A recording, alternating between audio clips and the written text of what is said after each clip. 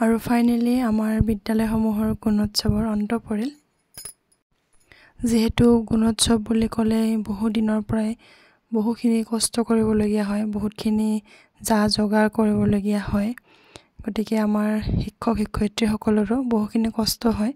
আৰু যেতিয়া কষ্টখিনি কৰি হোৱাৰ পিছত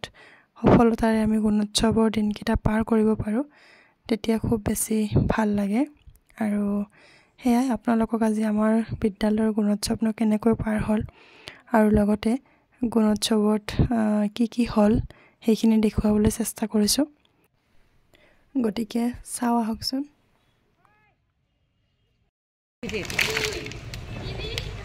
কি লগাৰে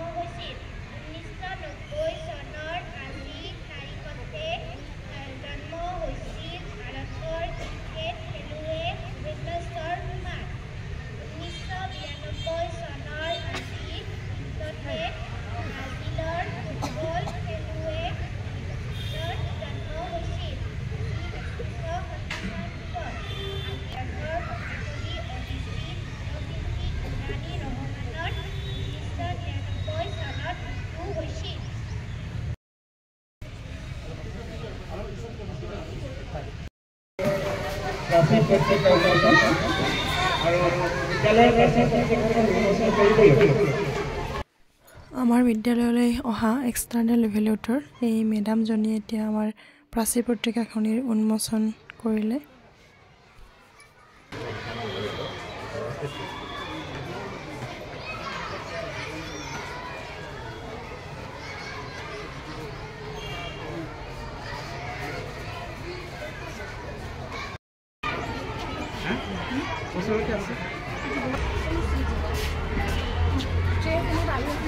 আৰু মূল্যায়নৰ শেষত এয়া ছাত্ৰ ছাত্ৰীৰ নৃত্য প্ৰদৰ্শন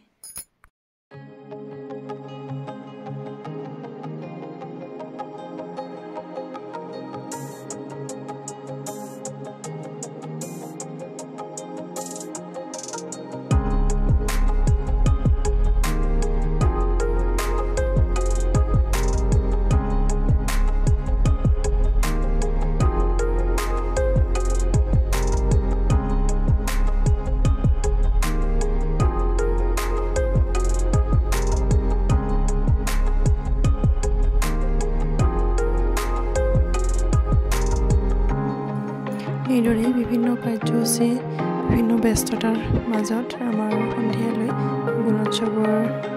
সামৰণি পৰিল আৰু এই বছৰলৈ গুণোৎসৱে আমাৰ পৰা বিদায় মাগিলে আৰু অহা বছৰলৈ পুনৰবাৰ গুণোৎসৱক আদৰি অনাৰ প্ৰতিশ্ৰুতিৰে আজি ভিডিঅ'টো ইমানতে সামৰণি পেলাইছোঁ ধন্যবাদ